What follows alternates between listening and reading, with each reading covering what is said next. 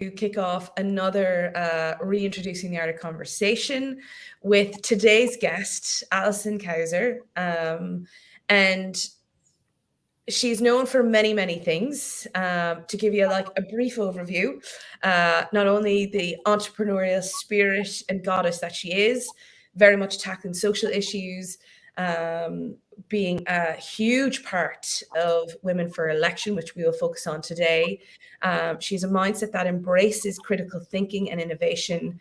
And in cases of complex inequality, she sees through it all and ties everything together. And I'm not doing justice here in my introduction to her, but to give you a little bit more background into her, she has a skill set and a passion in her role as chair of Women for Election, which a non-partisan organisation that provides training, mentoring and support to women interested in getting involved in the political life in Ireland. I'm an alumni, a very proud alumni of Women for Election. And actually without that, and without the likes of Alison, I certainly wouldn't be sitting here, and we're doing this recording where I'm sitting in the European Parliament in Strasbourg. So it's a lovely circle of brilliance, I think, in what Women for Election can do for women and for diversity in our country. Just to give you kind of the landscape of where we sit here in the percentages of Ireland for female representation, only 23% of women are TDs and 25% are councillors in Ireland. And Women for Election are really aiming to pave the way in terms of systematic and cultural change. They're leaders in practicality. They work to build collaborations and affect policy. And it really is a start to finish. As I said, I'm 2.5 years elected at this point. I still tap into the alumni, the network and the training that Women for Election so kindly gift and give, and cannot recommend enough. Alison displays a myriad of business expertise with her business podcast, The Currency, and her role as co-founder of East Coast Bakehouse, a food manufacturing business based in Drogheda. Furthermore, she's a board member for Goal, Ronald McDonald House Charity, and Rough Magic Theatre Company. And as MD of the Company of Food, Alison also works with a group of high growth potential Irish food SMEs. And I flagged that at the end because hopefully we'll have time just to come into what is next post-COVID, and how COVID has, in her business, in her personal life, has brought her to this point. But really what's next, particularly under the guise of women, because I'm really excited around, we talk about kitchen cabinet and these great, gorgeous words of next steps. And Alison will hopefully pave the way for us, no doubt she will. With all of that said, and I'm sure, Alison, I either pronounced something incorrectly or I did not give you your full breadth of expertise. But I'm so happy that you're joining us here on Reintroducing the Art of Conversation. Something of a baby for me, because over COVID, I really missed having conversations with people, and really how by reintroducing the art of conversation, we begin to learn and look at that lifelong learning piece, chip away our own biases, and really look that we're actually trying to move this world into a better space. And if we can have these conversations, we'll be in a much better society for it. With a lovely little line and thread of, we need more women involved in all conversations. So I'm so proud and I'm so delighted you're here to join us on Reintroducing the Conversation. As I said, a big advocate for the type of work at Women for Election. And I guess my first question to you is, can you tell us a little bit about your journey of getting involved, and what inspired you to create and form Women for Election? Well, thank you, Maria, for that very, very positive introduction. You missed out all of the difficult bits, all of the bad bits, all of the challenges. So thank you for focusing only on the positives, because it's good to hear. And thank you for all of that. And also to say that we are incredibly proud of you as an alumni of Women for Election. And I know you're out there speaking and talking about us a lot. So thank you very much for all of that support. It's great to see what we do coming to life in actual women representatives, and obviously for you the European Parliament is something that you're excelling at. So thank you again for mentioning it so often. So yeah, Women for Election. I mean, I suppose my background is in business. I'm also involved in a number of NGOs, but I suppose going way back, I've always been involved in, my family scenario. My parents worked together in a business together. My mom was one of the very few women in the housing estate where we lived who could drive in the 70s, and she taught other women to drive. So I've always had that backdrop of the fact that women can do anything and that we deserve a seat at the table, whatever that is, be it in business, be it in politics, whatever. So, I've always come to it with the impression that everything's possible, that I tend to view the barriers as being surmountable. We just need to understand how to get over them. And so about 10 years ago, I was at an event, which was the Social Entrepreneurs of the Year award ceremony, and there was an award made to a number of organizations, including Women for Election. And I remember Niamh Gallagher and Michelle O'Donnell Keating, who were the founders of Women for Election, came onto the stage to accept the reward. And it was, it was a very positive evening. But they gave a speech which just blew the room away. And I remember standing in the back of the hall saying, God, I want to be in their gang. I really want to be working with them and doing whatever I can to contribute to increase the number of women in politics. Because you've mentioned the statistics, they are abysmal. We are 101st in the world in Ireland in terms of female representation in politics. 101st. 101st in the world. And, we talk in this country so often about our position in the world, and we're very proud of some of the really good metrics that we have and the positions that we stand. Only this week we were named by Newsweek as the number one for COVID resilience in the world as a country. And, we really enjoy those positions when they're at the top. We talk about being the biggest or the most open economy in the world, being the best country in the world to do business, all of those accolades that we generally receive and we're very positive about. And it really interests me that somehow we seem to be relatively comfortable with the fact that we're 101st in the world for representation of women in politics, which is, in many ways much more important than some of the other metrics that we get awarded top marks for. So I suppose I came to it with the view that change is absolutely necessary. It's mandatory. It's not something that we can sit back on and say to our current generation, to the women that are coming through, to our daughters, our grandchildren, whatever, that, well, yeah, it was pretty awful and we did nothing about it. I think we all have a responsibility to step up and do whatever we can. And getting involved in Women for Election was very positive in the sense that it's incredibly practical organization. Yes, we are an advocacy group in the sense of we commission research, we really try to understand the issue, and we try to change the system. And that's what we need to do, is change the system. But we're also very practical. We gather women together, we train them, we mentor them, we support them. And I know you've been part of some of those training programs to actually get them to the table, to get them on the ticket, to give them the tools to understand that, yes, we Ruth Bader Ginsburg has, an absolute heroine of mine for so many years. And she said it all, we deserve to be wherever decisions are made. Yeah. And really struck me yesterday, actually, looking at the launch of the National Development Plan, 163 billion euro. It's going to take us through the next 10 years, the most important decisions that are going to be made in this country for the next 10 years. And the launch in Páirc Uí Chaoimh, I don't know if anybody saw the photographs, 4 men. Now, four able men, members of the government, but we had Lieve Radcliffe, Micheál Martin, Eamon Martin and Michael McGrath. 4 men lined up about to tell us how we're going to spend 165 billion to run this country for the next 10 years. And that optics is just so bad. It just tells a story that where are the women?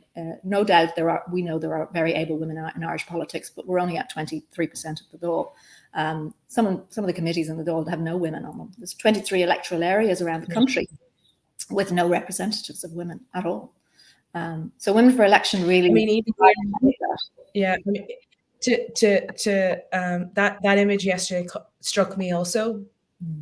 It also struck me, I know it made a number of headlines, so kudos to the press for covering a little bit of it over the COVID announcements, that it's like, why don't we have a female in the table there, or at the table there, over the COVID pandemic, in the sense of there was no, it was just always men in suits. And to your point, well-abled, well-gifted, very highly educated people, but you can't tell us, that there was no able woman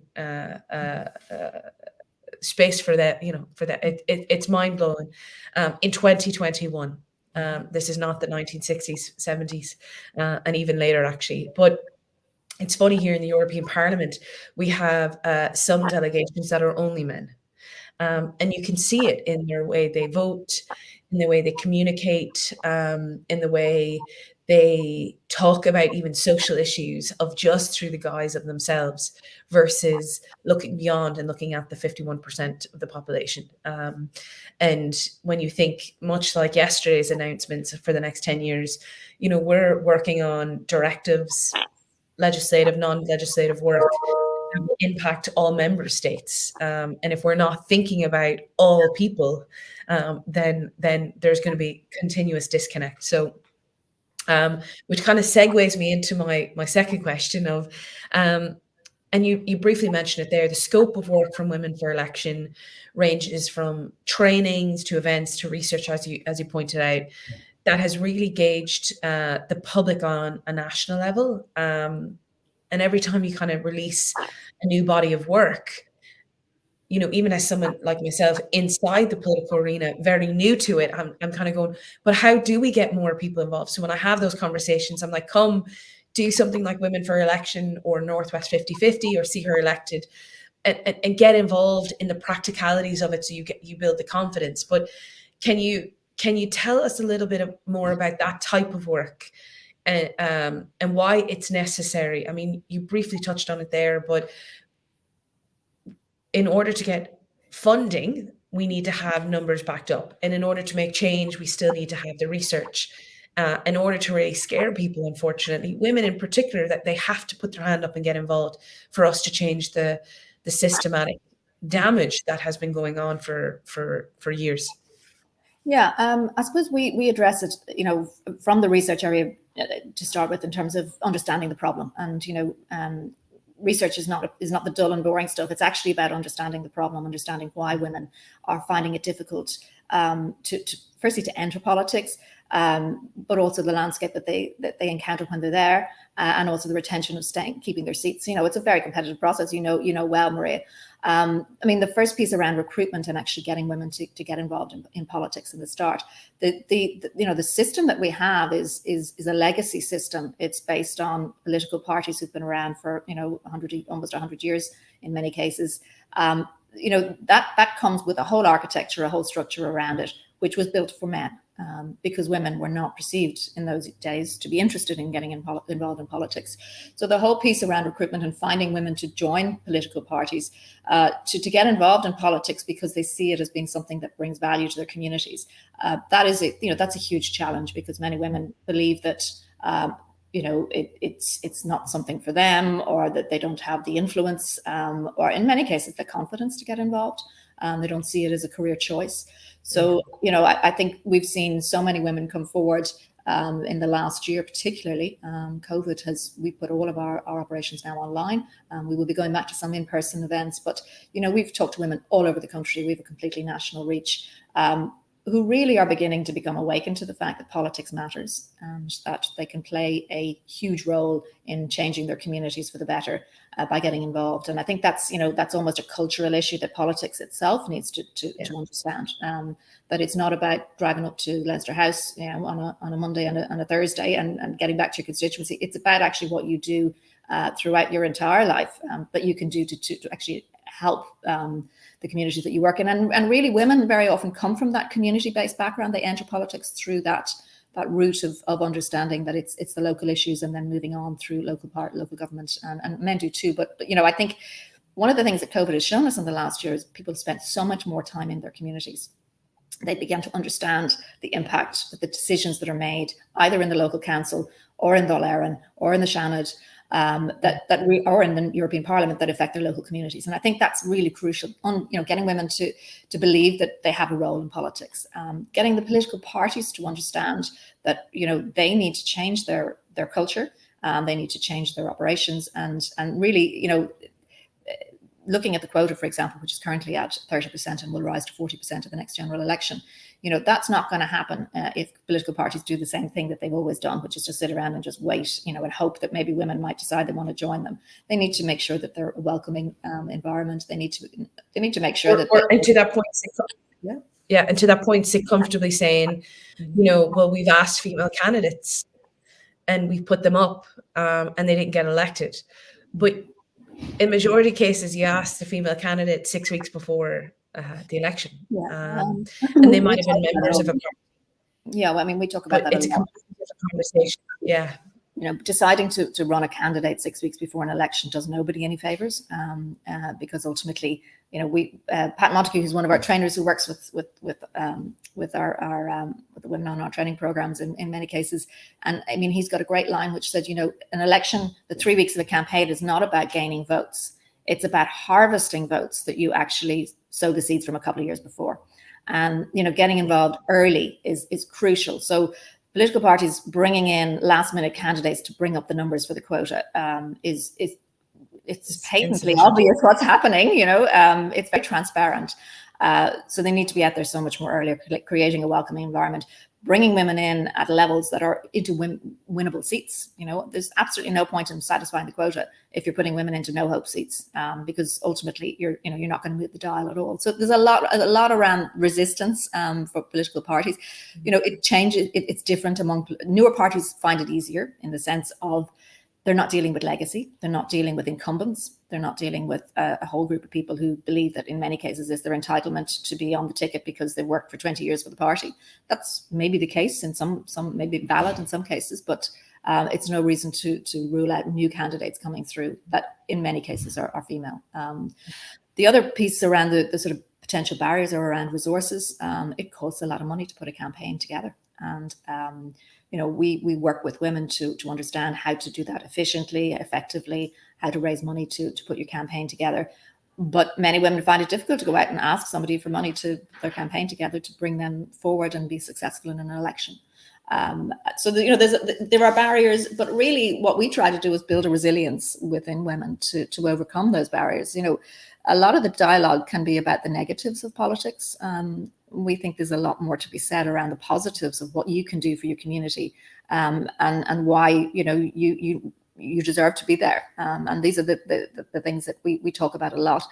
We talk with women about building resilience around their own personal circumstances, how to in many ways protect themselves from the difficulties and the challenges that politics will bring, but also the positives around what they can achieve. And that resilience piece is really important. I know, Marie, you do a lot of work in the area around social media and the negatives around that, and it is pervasive, it is everywhere.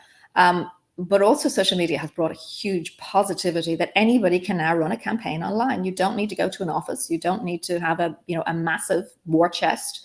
You need a lot of good people around you, but you can build. And we've seen so many politicians come through and use social media. Look at COVID in the US elections. I mean, predominantly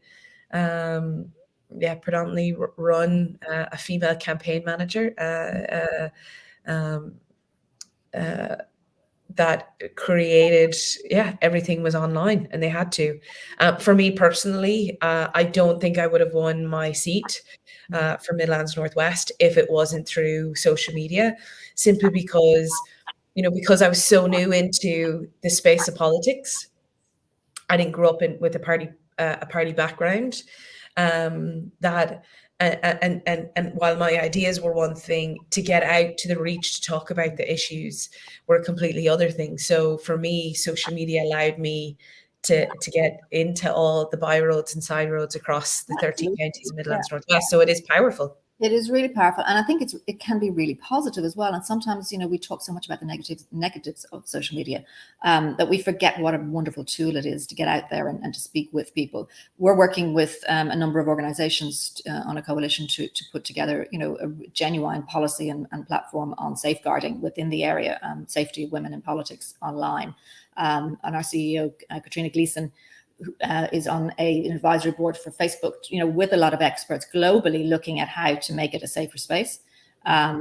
So, there's a lot happening on that. And some of the courses that we run really work with women to find their own space within social media, be comfortable with it, but be careful as well. And I think that's the challenge we have. Public figures in every capacity are being very negatively affected by social media in some cases, but there are tools, there are mechanisms, there are techniques, and I think it's important that we all make ourselves aware of those. So that and actually, to your point, when you say across, it's not just politics. I often think when I see negative stuff, and there is, and there's some days where you scratch your head going, like, who is writing this stuff? But then, I go back to the training, and I go back to realizing something in that room where, for my first Women for Election training, was that the networks women have that they don't realize they have is astronomical. So, like, I was sitting beside a woman that day in training in 2018. It was my birthday gift to myself. Like going to the Women for Election event, seminar, I should say. And I remember Pat Montague scaring the bejesus out of me in terms of quotas and numbers and how it works. But it was really gratifying. It allowed me to piece together what I had been missing. So I desperately needed it. But I remember women either side of me. It was like this aha moment where one woman said, "Oh, that's how you build a network. I have a network. My kids, I'm on the parent teacher council. I'm on, a sports team. I volunteer there. I volunteer for a number of local charities. I actually have a network," which is phenomenal when you move that into the social media realm, because it is confidence and communication is really big, along with cash are really big issues. But say the confidence piece and living online as a public representative, I've spoken to women that they've stepped back because they're like, I'm not going to put myself or my family through that.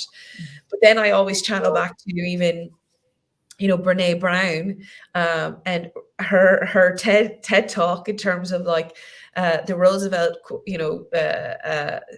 quote, the fact that she has a very tight kitchen cabinet that makes sure whatever negativity is out there, what is there to be learned comes into this safe space, and what is not for her remains out. So there's elements to put frameworks in, and I think that's fundamental in when we talk about women in politics. Yeah, I mean, I know politicians who have many politicians have two phones. They have the one that is their personal, and that's their personal life, and then they have their other that they use for constituency work, for social media. And many of them don't actually engage in social media themselves anymore, because it's just they see it now as a tool that can be used correctly or incorrectly. And if it's used correctly, maybe it's something that one of the team can work with. So it doesn't always have to invade every element of your waking life. If you've got resources, and again, you need to have a team around you that can help you with that. But starting off, it can be difficult. But I suppose my view on social media is we cannot allow it to be taken away from us as women, because there are negatives. We have to work with the positives and reduce the negative aspects, mitigate the negative aspects. Absolutely. This is where I go off on tangents, and I need to remain focused on my questions and be mindful of yourself, Alison. Women for Election research looks at the lived experiences of female politicians. And you talk about the 4 R's of recruitment, resources, resistance, and resilience as summaries of those experiences. And I really love for you to expand a little bit on that, so that, we talked a little bit, I know there was like the C's too, and they're like cash, confidence, convention, probably one, and comms within that. But can you talk us a little bit about that? So, and channel it to the point of, like you do so well, a female potential candidate sitting there at home, hopefully watching this, and just ticking the boxes of, I have all these things, I just need to put them together. So on the recruitment piece, I mean, I spoke earlier about, the need to get involved in firstly, to decide where you want to be in politics. Do you want to join a political party? Do you want to be an independent? An independent route is it's accessible. It's very hard work. It can be very difficult to get elected as an independent starting off, but many women do, and so that's certainly a route. But getting involved in a political party and the recruitment that's necessary, and to actually get on the ticket, is a real challenge. And this is where we ask and we work with political parties to step up, to ensure that they are welcoming spaces, that they do have genuine space for women. And sometimes it's a really hard decision to be made. Sometimes, it does mean putting forward a candidate on a ticket and saying no to a male candidate who maybe believed that it should be theirs. So there's hard decisions to be made around this, and change doesn't come easy.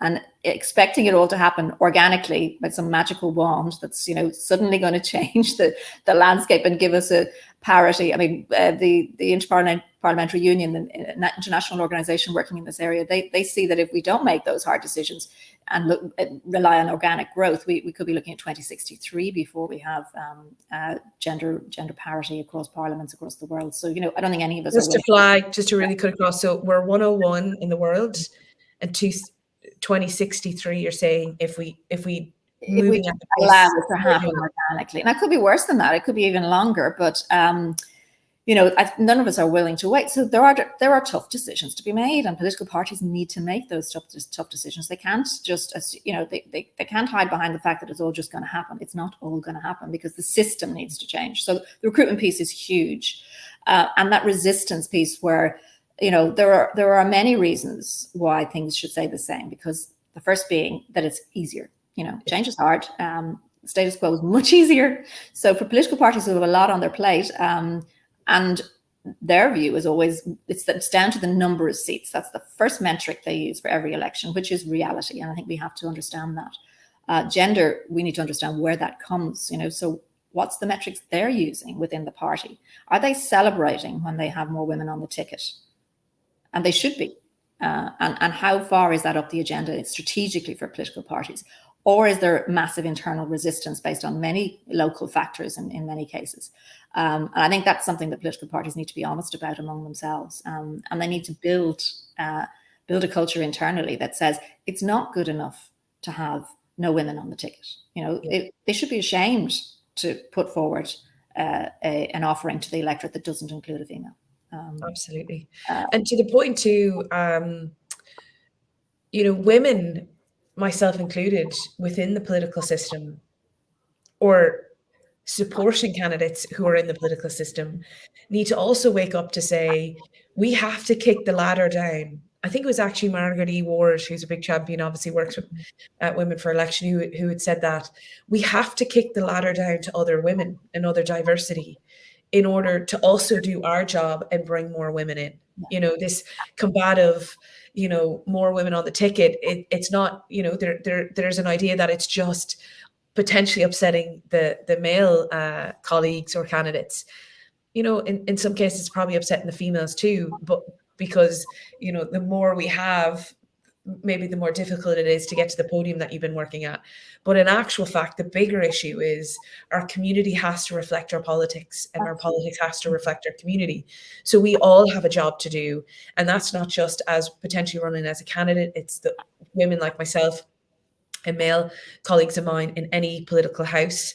And it's also around, if you know somebody who's thinking about running or getting involved, then you need to be the one good adult and champion them to put their hand up. And we see that a lot. We work with a lot of already elected women who are very happy to speak at our events, to tell their stories, to bring the benefit of, and no more than yourself, Maria, and I know you've been involved in quite a number of our events, to tell your story, to talk about the genuine experience of what it's like, to encourage others to come forward. And we're working on a mentoring program now that will make a little bit more formal arrangement around that, where prospective candidates can work with an experienced candidate and really begin to understand the ropes. And I think that's one of the things that can really put off anybody, men or women, getting involved in politics, the fact that it's a very opaque world.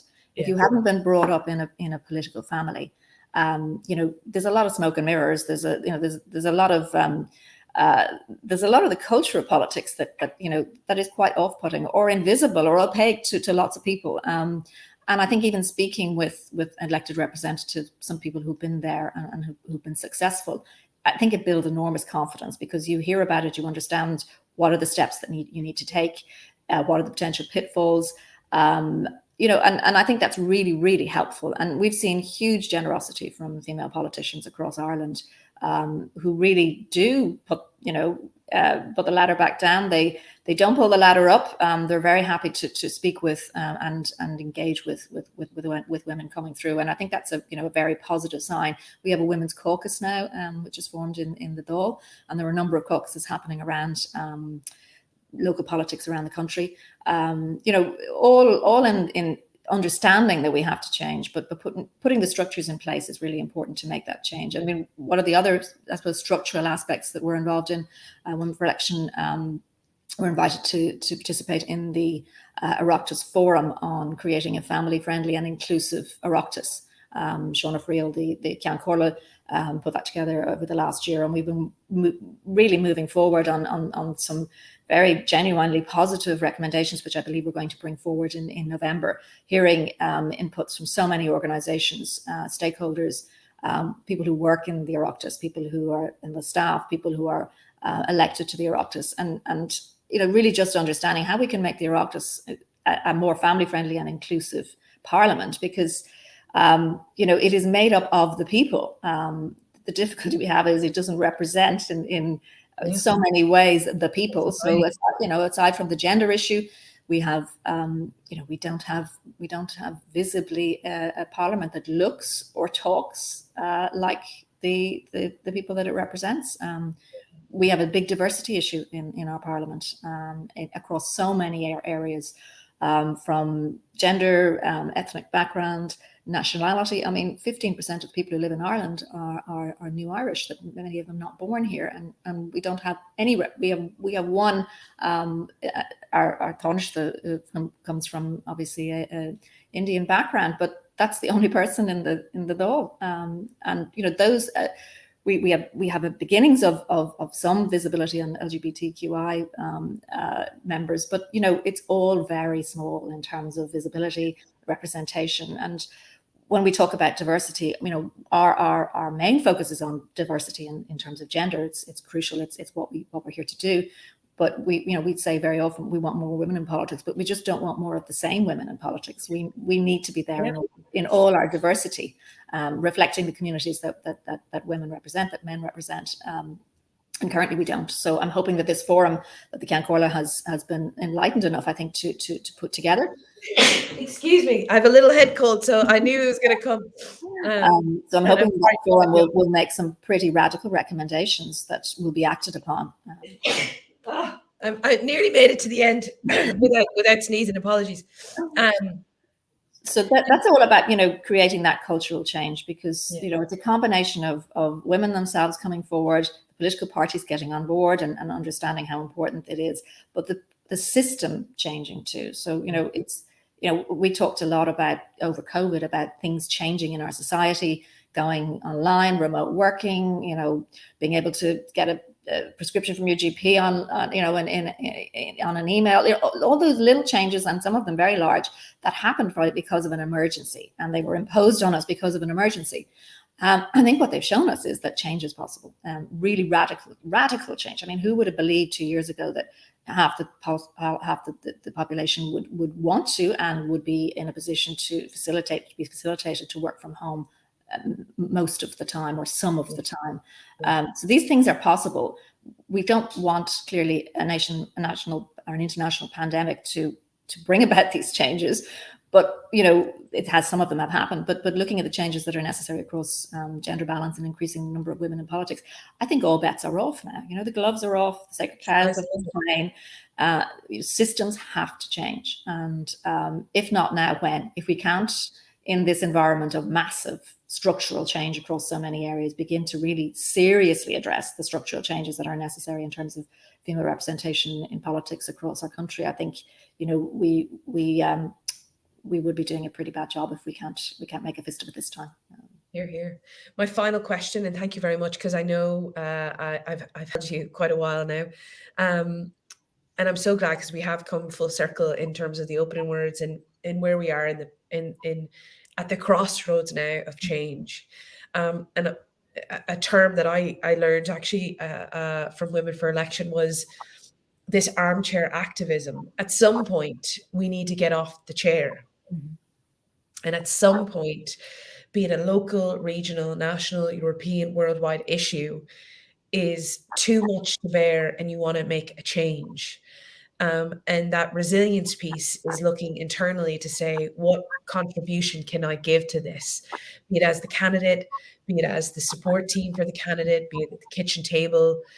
And what is really exciting into everything you just said there, Alison, about, post-pandemic now, the sky's the limit, all bets are off. We have opportunity now because, and just speaking to women for a second, of all diversities, we have spent about 18 months, 2 years being able to think, hopefully, challenge our own biases, look beyond, see the fact that we could come through a pandemic at the pace we went and still be able to stand. Now, what's next? And I guess my final question to you is, what is next? Like, what are you most excited about under the guise of your own business, your own personal life, and of course, Women for Election, that we will now have a change if we grab onto it and make that change? Excuse as my nose is running. So I think, I think there's a moment in time, frankly, probably for the next year, where we don't allow the kind of the memory of COVID, and firstly, to say clearly, we're talking about structural changes here and whatever. The biggest issue for COVID is the people that we've lost and the people who are ill and the people who are sitting at home now with long COVID and wondering, will they ever get better?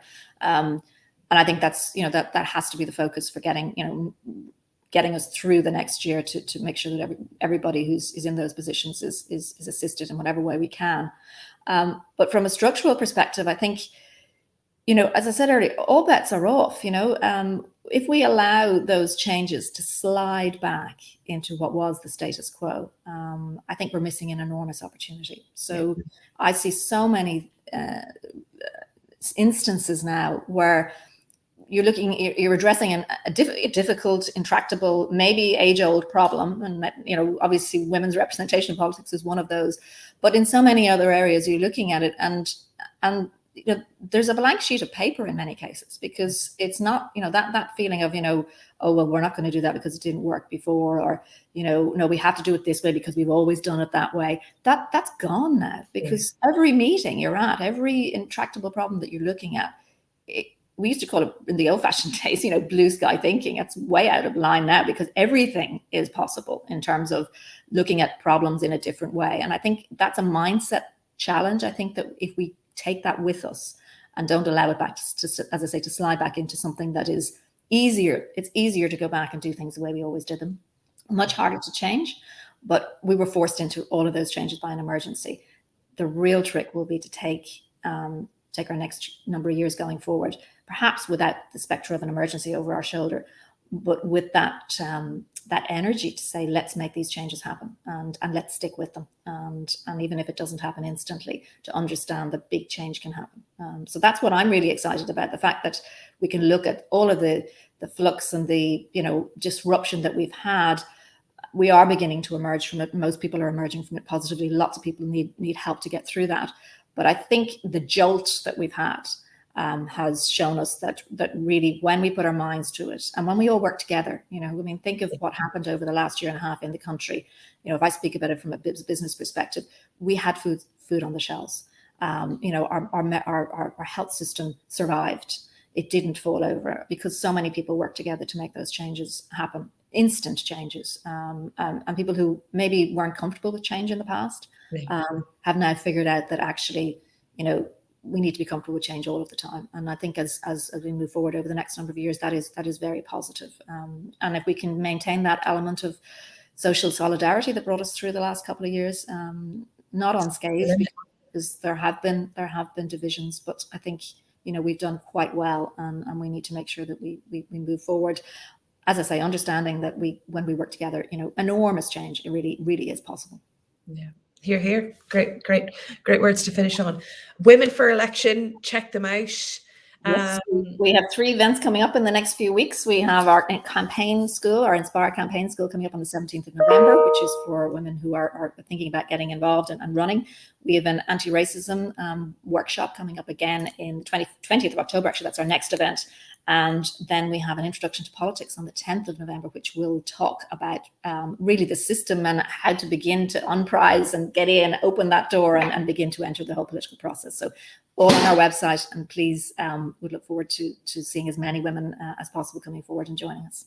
Thank you, Alison. I cannot recommend checking out Women for Election. There's probably all three of there that I might sign up for myself just to get my brain back into it again. Alison, I'm so grateful for the time and for really hand-holding us and walking us all through what it's like to be a part of Women for Election, your own story, why you got involved, and ultimately how we change what we saw in an image this week on the biggest announcement for the next 10 years, how we can fundamentally change that if we sit in our bravery and work together. So thank you very much, Alison, and check out Women for Election. Thanks, Maria.